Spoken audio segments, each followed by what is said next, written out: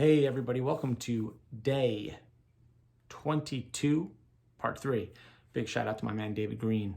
Lost over 40 pounds on his 50th birthday, which is today. Also happy birthday to my friend Alex Silman. Guys, David's been working real hard. He deserves a lot of credit. If you see him, if you talk to him, send him a text, tell him good job.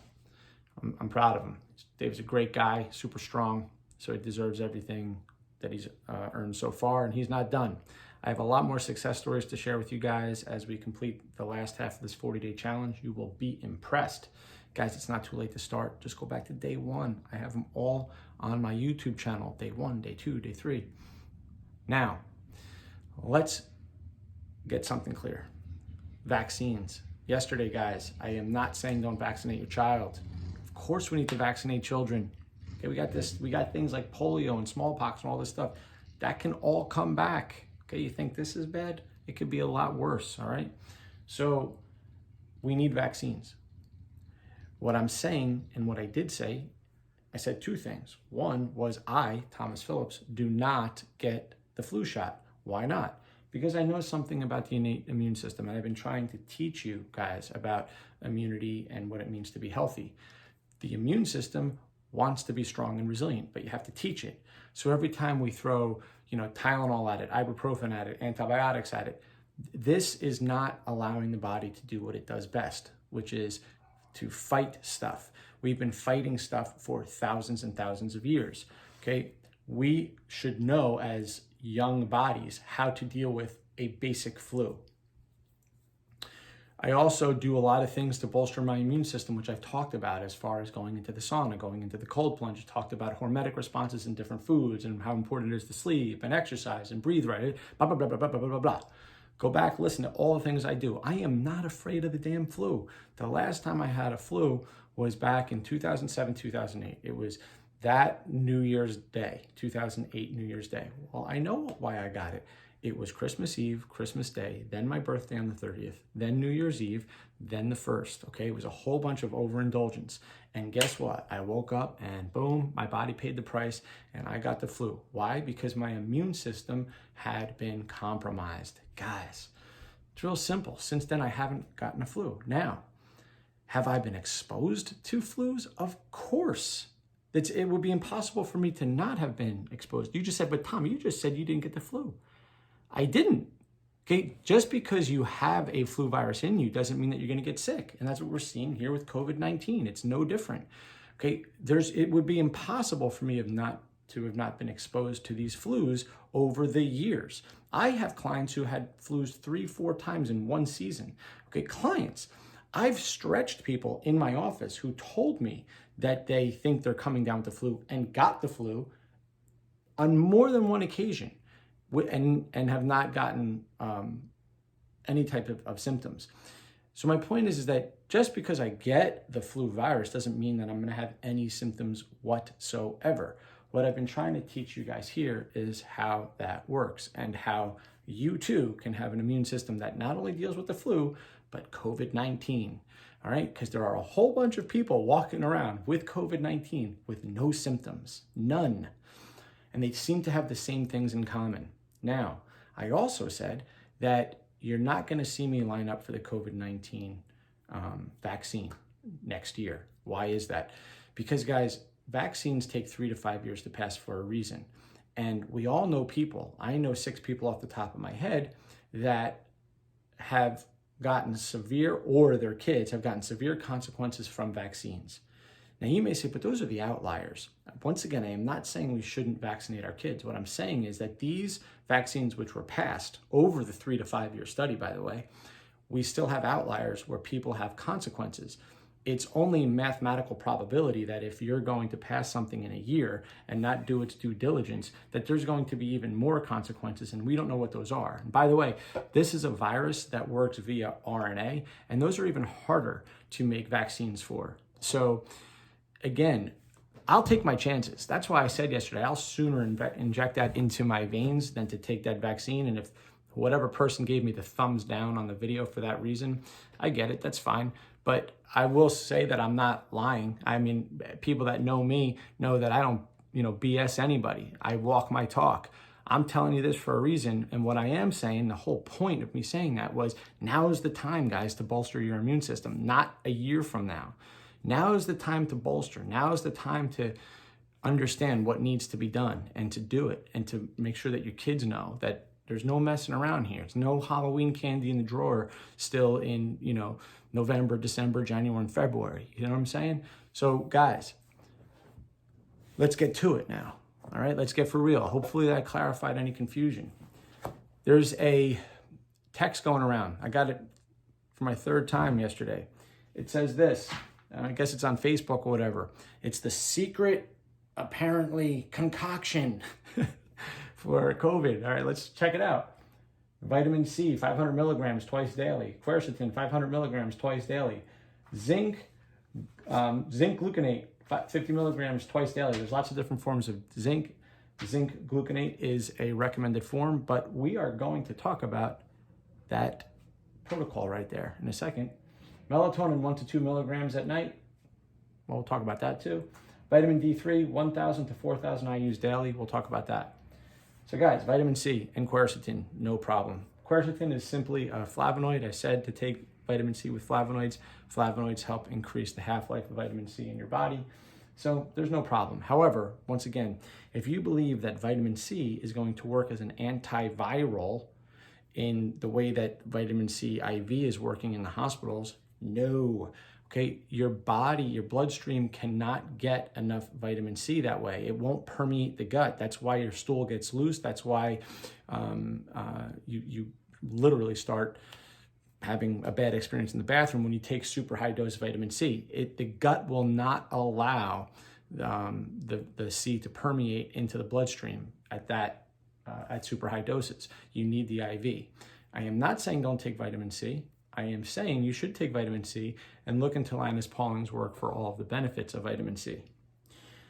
So that's fine. If you want to take vitamin C with quercetin, that's good, but don't have any illusions about the fact that it's going to heal you, because it won't. But having good vitamin C status is a good idea overall. I'm going to get back to zinc last. Melatonin. I have a feeling that I know why this person is recommending melatonin, but guys, just recognize that if you're taking melatonin and you're still, have all the lights on and you're looking at your phone and you're looking at your laptop and you're looking at the TV and you're trying to unwind to go to bed after you took your melatonin, guys, melatonin converts to serotonin in your eyes very quickly. So once you take melatonin, you need the lights off, and leave them off. I don't necessarily have a problem with you taking 1 to 2 milligrams of melatonin, but in Matthew Walker's book, which I've recommended many times, and if you didn't see me talk about sleep last week, I recommend you go back and listen to that seminar. Melatonin has really only been shown to be effective for things like traveling, right? So if you're crossing time zones, it helps you get back into a circadian rhythm a little bit faster. Guys, if you have problems sleeping, it goes beyond taking melatonin, I assure you. Go back and listen to my sleep seminar. Vitamin D3, it says 1,000 to 4,000. Guys, there's a big difference between 1,000 and 4,000 IUs. 4,000 is a minimum, all right? Again, depending on how old you are, what color your skin is. So the darker your skin, the more you need. The older you are, the more you need. The heavier you are, the more you need, meaning the more body fat you have, the more you need, okay?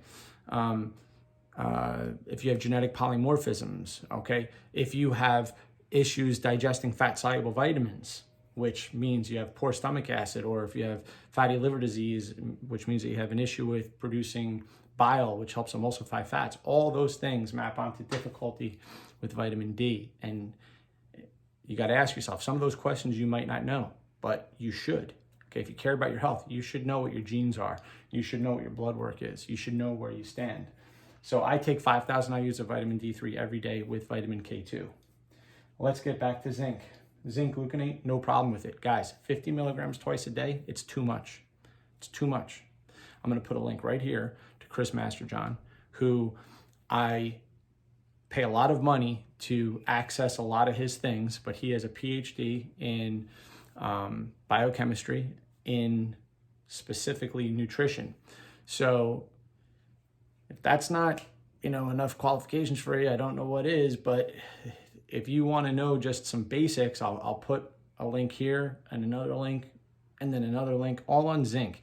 And what you'll hear, guys, over and over is 15 milligrams is plenty for most people. What Jordan and I have been saying in previous videos over and over and over again is that zinc antagonizes copper. You don't want to do that. Too much zinc antagonizes copper and likely other minerals as well. So guys, I will say this though. Some of you might need 50 milligrams of zinc once a day, but that is on the very, very high side. 100 milligrams is way too much. Why might you need more zinc than 15 milligrams? Well, because it depends on what your diet is. If you're not eating meat, if you're not eating nuts and seeds and avocados and eggs and mushrooms and things that are high in zinc, then you may need more zinc. But more importantly, if your stomach acid sucks, you need more zinc. If your digestive system sucks in general, you need more zinc. If you have diarrhea a lot, you need more zinc. Guys, if you have loose stools in general, there is a mineral problem overall that is a separate conversation. But my point is that there may be reasons why you need more, but at the end of the day, the answer shouldn't be, let me take more of this. It should be, fix the fundamental problem, meaning eat foods that are higher in zinc, eat foods that don't sabotage your zinc, which is like way too many grains, phytate in general will block zinc absorption. But like I said, guys, if you eat a healthy diet and you want to supplement with 15 milligrams a day, that should be plenty for most of you. 50 milligrams is on the extremely high side. And when you take zinc, I recommend that you take it at night on an empty stomach with your magnesium. There's a lot of supplements that are ZMA supplements, meaning zinc and magnesium supplements. Magnesium helps the body to relax, so it's good to take at bed anyway. Zinc is a good thing to take along with it. Again, on an empty stomach, it will help maximize absorption. Okay, so hopefully that's clear. I want to go through one more thing. I'll put a link to a video right here about some statistics going on in London that are pretty fascinating. So we have ICU patients, a little over 2,000 people that they have stats for in the ICU. The ages between 52 and 70 account for 50% of the population. There are 73% male, 27% female. That's indicative of what you see across the board. It's approximately 70 to 30. We notice, I want to call attention to the body mass index. Now, remember the reason why I brought up outliers before with the vaccines, and we can say outliers. Oh, you know, we're going to expect people to be outliers. Okay, well, in a vaccine that's going to be passed in a year, just recognize the fact that we're going to have more outlier type syndromes than if it were given its due diligence to be passed within 3 to 5 years, preferably closer to 5. But similarly, I hear a lot of people going crazy about, I know somebody that's 35, I know somebody that's 30 that's in the ICU. Guys, these are truly outliers, but they're outliers for a reason. So first of all, just recognize that of all of the population, about 81% of people come down with, what's tantamount to a cough, a bad flu. 19% of people, have more severe symptoms, right? And as we go down the line of people who eventually get hospitalized, we finally get to the ICU.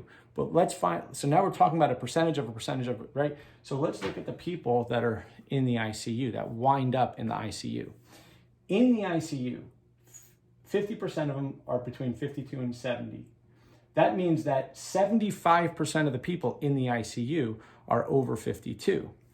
25% are under 52. Now, we're talking about 25% of a smaller population. Now, that's only one factor is age, just one factor. Let's look more carefully. Let's look at body mass index. Guys, 0.7% of the people in the ICU have a body mass index under 18.5. 25.9% have a body mass index between 18.5 and 25. Okay, so approximately 1/4 of the people have a relatively healthy body mass index. The other 3/4 are largely overweight. And the more the obesity, the higher the percentage. This is really important to understand when we're talking about outliers. So when we're talking about 19% of a population, and then a smaller percentage of them that go to the hospital, and a smaller percentage of them that go to the ICU, and then a smaller percentage of them that are this age, and then a smaller percentage of them that are morbidly obese. This is how you get the outliers. And we haven't even talked about smoking. We haven't talked about autoimmune diseases. We haven't talked about whether or not they're recovering from cancer or this or that or the other. We could just go on. Are they underslept? Do they have night jobs? Or they sleep 4 hours a week? Are they, do they have narcolepsy? We could go on and on with all the possible problems that these people have that are less than just 52, right? So at just 52, we don't have like how many people are 30, how many people are 40, how many people are 45.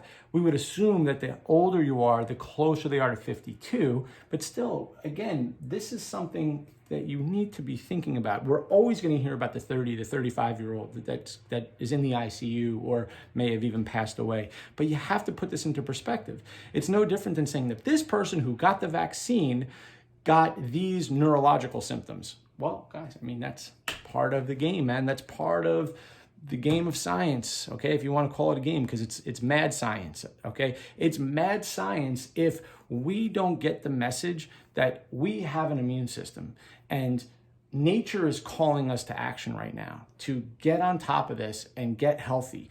And if we continue to avoid the most obvious thing, which is body mass index, we're making a big mistake. And you can avoid all the other stuff I've been talking about to bolster your immune system and this and that and the other thing. This is the most consequential thing. We got to lose weight. We've got to get healthy. We've got to reverse fatty liver disease. We got to make sure that we're breathing right, maximizing red blood cell count, maximizing hemoglobin, because all the research points to the fact that that matters, how we breathe. Then we looked at the people in the ICU. 50% of them are dying. 32.1% are getting basic respiratory support, so that's just oxygen, 32.1. There's only 16.3 of them that die. 16.3%, that die. So again, 32.1% oxygen. Only 16.3% of them die. So that's just basic respiratory support. Once you get to the ventilators where you're on the advanced respiratory support, that's in so high demand, right? That's all we're hearing about. There's no ventilators. Well, guess what? The 67.9% that wind up on them, more than 2/3 of them are dying. Guys, machines aren't meant to breathe for us. Now, I am not saying, we need the ventilators, right? That's the last line of defense, in other words, is to finally put them on the ventilator. Now, guys, I promise you that if you want to make breathing as hard as possible for a person, make sure that they're overweight. Make sure that they're overweight, because when you're overweight and you're laying on your back and you have a whole bunch of body mass on top of you, does that make it easier or harder to breathe? You get the idea. Guys, just giving you straight facts, straight science. Hopefully this clarified some stuff. I hope you liked the video. If you did, give me a big thumbs up. Wish my man David Green and Alex Silman a happy birthday. I'll give you one bicep flex. Boom. That's not even a good one. That's a good one. All right, guys. Have a good rest of the day.